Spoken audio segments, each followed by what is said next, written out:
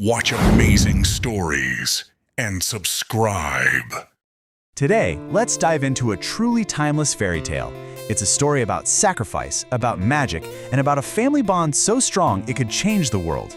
At its heart is a devoted sister, 8 blind princes, and one single quest that would change their kingdom forever.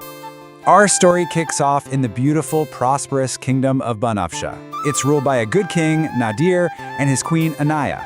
And on the surface, they have the perfect family, 1 lovely daughter and 8 handsome sons. But as you might have guessed, behind the palace walls, a heartbreaking secret casts a very long shadow over all of their happiness. So what was the secret?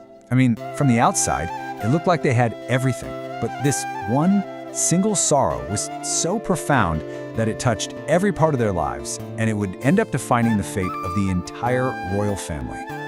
So let's meet the kids. First, there's Princess Kanwal. Her name actually means lotus, and she was every bit as delicate and lovely as that flower.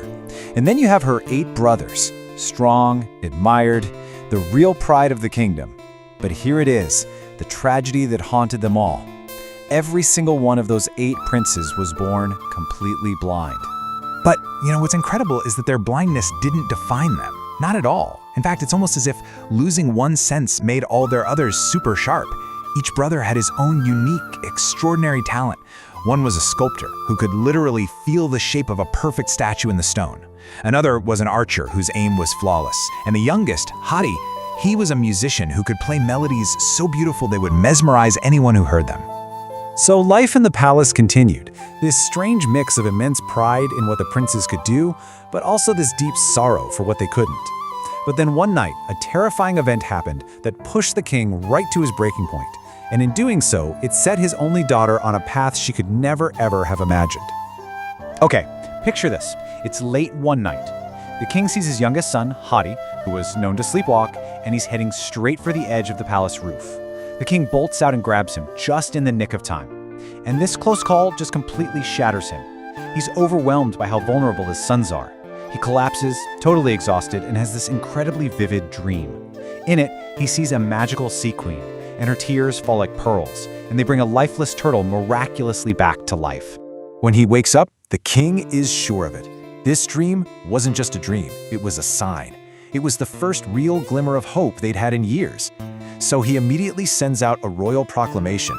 Anyone who can find this sea queen and bring back a cure will get half the kingdom and get to marry Princess Kanwal. As you can imagine, thousands of young men tried, and every single one of them failed. All this time, Princess Kanwal is watching, and she just can't take it anymore. She goes straight to her father and says she's gonna undertake the quest herself. Of course, the king refuses. He's not about to risk his only daughter, but she was absolutely determined. She felt like this was their one and only chance, and there was no way she was gonna let it slip away. After a long, perilous journey, Kanwal's ship gets pulled into a magical whirlpool, and suddenly she finds herself in the underwater kingdom of the Sea Queen. She'd made it! She'd actually found her! But as she was about to find out, a miracle this big doesn't come for free. It comes with a truly devastating price tag. So here's the bargain the Sea Queen lays out. First, a plea. Her magic tears only fall if she hears a story of true suffering that touches her heart. Kanwal's story of her brothers does just that, and the queen's tears become pearls of healing. But then comes the demand. The ocean always claims a price, and the final cost? It was staggering. The sea would take everything that made Kanwal who she was, all her memories, her entire past, her very identity. So just like that, Kanwal becomes a stranger to herself. The Sea Queen, feeling sorry for her, places her inside a giant, beautiful lotus flower and sets her adrift on the ocean. Days later, a prince from a faraway kingdom named Salman is out on his boat when he finds this magical flower floating on the waves. When he touches it, Kanwal appears. He's totally captivated by her beauty and her strange innocence, and he decides right then and there to take her home and make her his wife. Meanwhile, back in Banafsha, the miracle happens. The 8 princes can suddenly see, but their joy is immediately crushed by a terrible, terrible realization. Their savior, the sister who had made it all possible, was gone. I mean, can you even imagine? They'd just received the greatest gift of their lives. For the first time, they could see the sky, their parents' faces, the whole world in brilliant color. But this beautiful new world was also strangely empty. The sister who gave it all to them, the sister they had never ever actually seen, had vanished without a trace. Their greatest joy was born from their greatest loss. There was no hesitation. Not for a second. The princes knew exactly what they had to do. Their sister had sacrificed literally everything for them. Now it was their turn. It was time for them to find her and bring her home. And just like that, the 8 newly sighted princes set off on their own impossible quest. Well, their journey quickly got dangerous. They ended up in this deep, enchanted forest, starving and weak. When they find these bushes with weird 7-colored berries, they're so desperate they eat them. And boom, they're instantly transported to this gorgeous magical garden. There, they see 8 beautiful fairies bathing in a lake. But something just feels off. Prince Horace, the one whose perception was always his guide, he could sense a terrible danger. These weren't fairies, they were cannibals in disguise. Thinking fast, they turn to the youngest, Hadi the musician. He puts his flute to his lips, and this magical tune just lulls the deadly creatures into a deep sleep, giving the brothers just enough time to escape. After barely escaping through a treacherous swamp, the brothers finally arrive at a bustling city. Exhausted, desperate, they stumble towards a palace, right into the middle of a huge celebration. And it's here that their long search is about to come to a head in the most shocking way possible. They walk into the palace just hoping to find some help, and they find themselves right in the middle of the royal wedding for Prince Salman. The whole court is there celebrating, and standing right next to the prince is the bride. The brothers just freeze. The bride, she looks so familiar.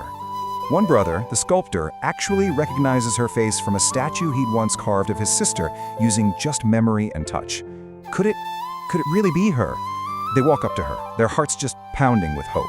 They introduce themselves, they explain they're 8 brothers from Banafa, and they're searching for their sister.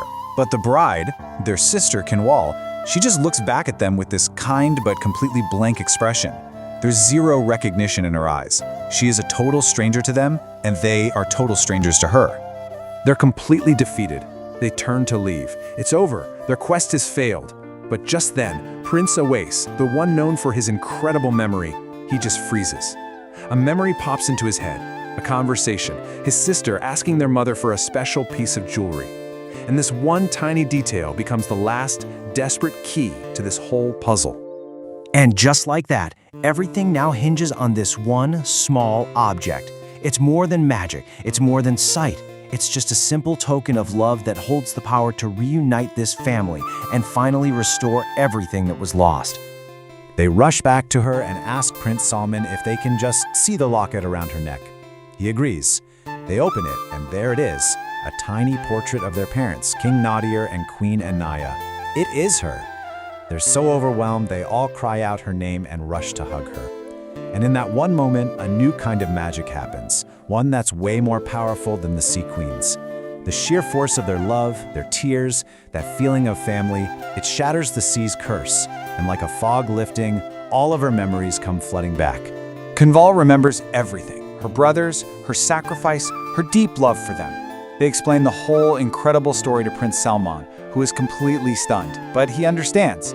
The brothers vow to take their sister home first, to reunite her with their parents before she comes back to be properly married. And that brings us to the end of this amazing story of sacrifice and devotion.